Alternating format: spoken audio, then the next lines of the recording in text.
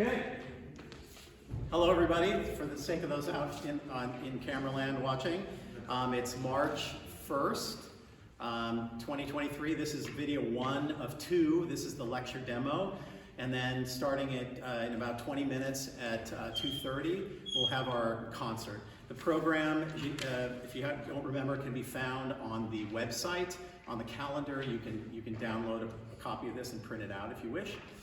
For those of you in the room, this is the program for the concert starting at 2:30. And for our demo today, we have one of the performers, Adrian Torres, who's one of our music majors here. He's going to perform an aria for you with our accompanist, Dr. Frank Garvey. And this relates to our theme for the week of music for storytelling, sung drama. So we've been listening to works from musicals, from operas, and even ballet, and talking about how the music that's written supports the story that's being told in the drama. So all the pieces that you're going to hear today are either from a musical or an opera. And in the couple of cases where you'll hear something in a foreign language, the performer will give you a little translation before it starts.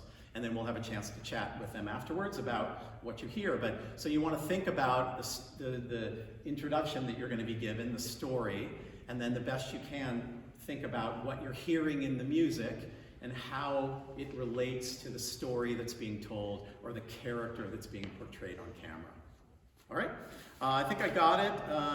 The kind of links to the calendar, and the Facebook page. You can join our group if you wish. And please, if you're watching on video later, please make sure you comment in the comments section on YouTube and put your name and your class. That way I can track the attendance. Okay? And for those of you in the room, if you stay for the concert starting at 2:30, there will be a sign-up sheet that you can sign at the end of the concert. All right, so without further ado, I'd like to invite Adrian and Dr. Garvey up on stage to perform for you, and then we'll have a chat.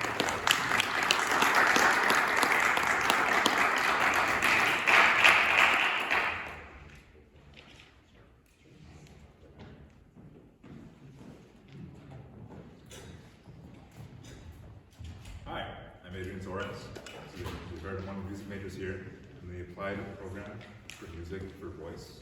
Sing here. This is my second semester or year, you could call it.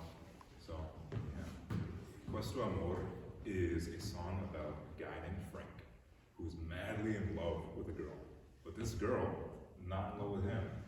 Now imagine a girl that you like, or a person you like, not a girl, a person. Imagine they just like spat in your face with any nice thing you try doing for them. Got them flowers, like nah. Got them like chocolate, they like chocolate, and they're like, funny. This person is just not, she's not feeling Frank, alright? So, it's about an unrequited love. This dude is singing, oh my God, I love you, I love her. But she's not with him. So.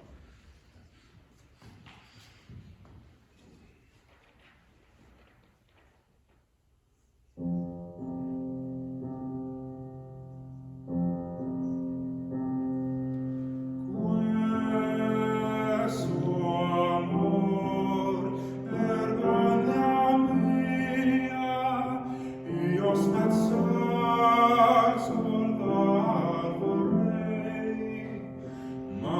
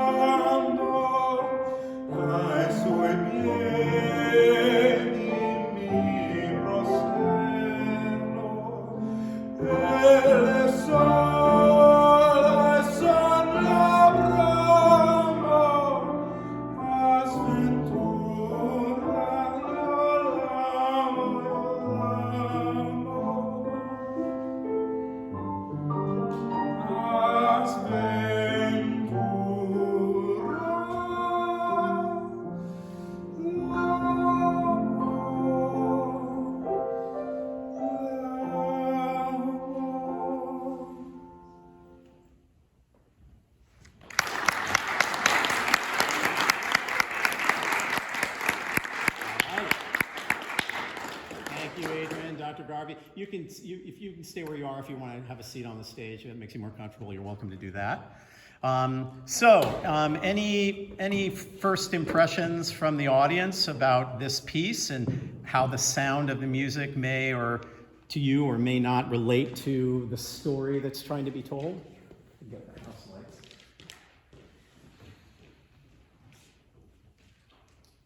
Anything?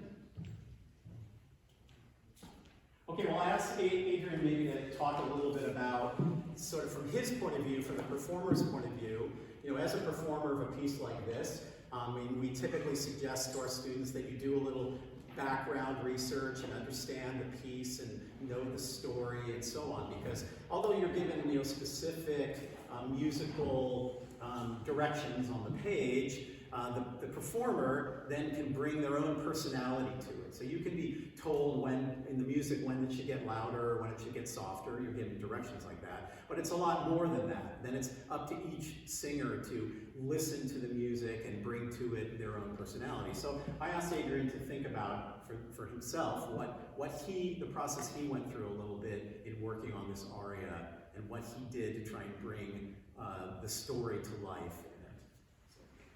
Yeah, so, as I was saying in the beginning, this song is about a guy that likes this girl, but she doesn't like him back at all. She's like, nope, no advances, not for you, not for me, not with you.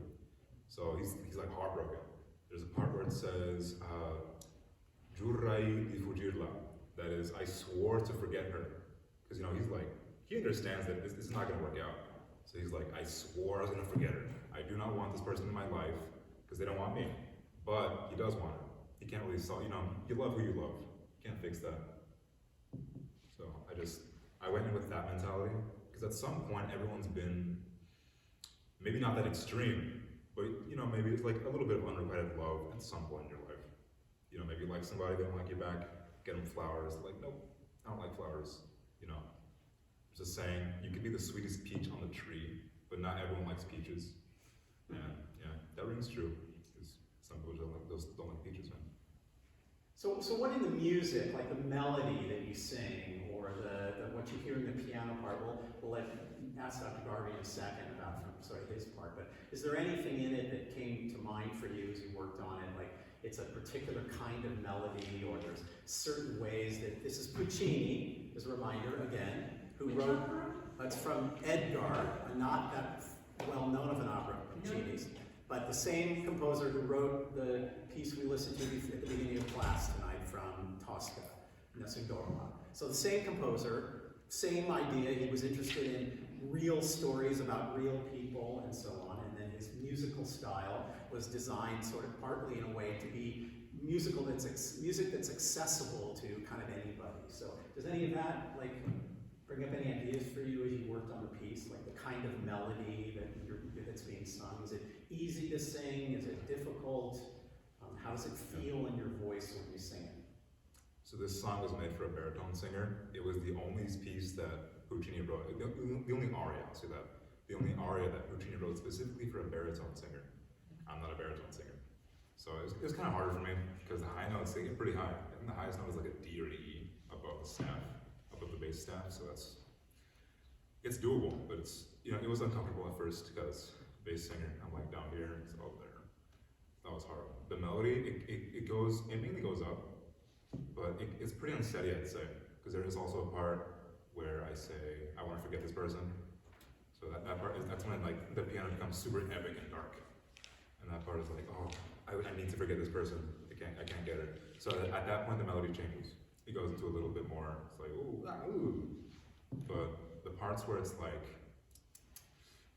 where it goes up super high, like Jurai, or Jurai, like that part is like him crying out, like, man, this sucks.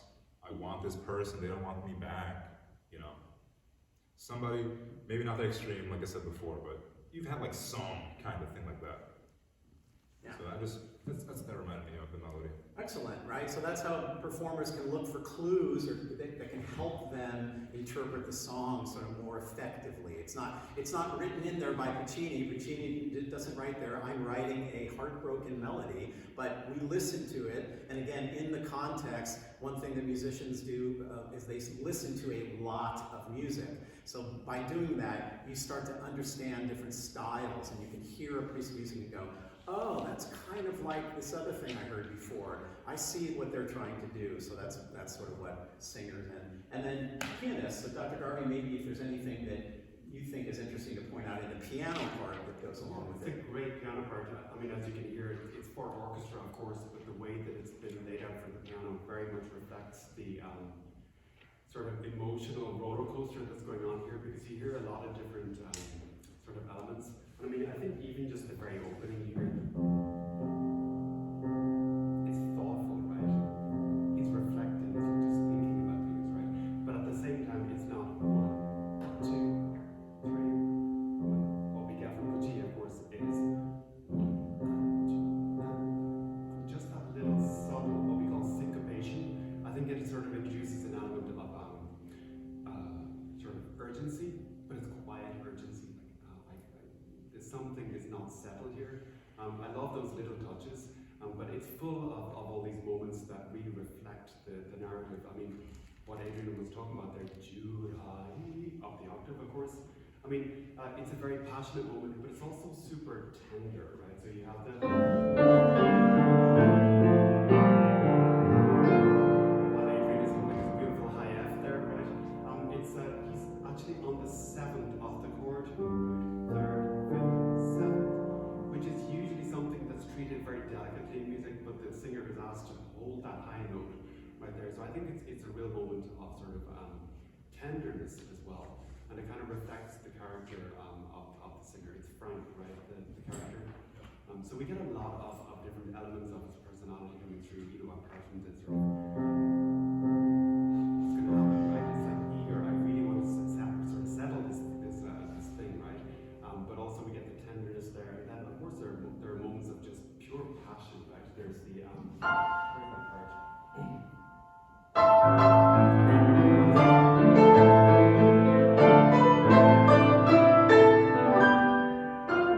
So it's full of that, and in the orchestration as well as the piano sort of what we call the transcription of that, you hear that passion coming through, right? So there's a real variety of emotions that come through.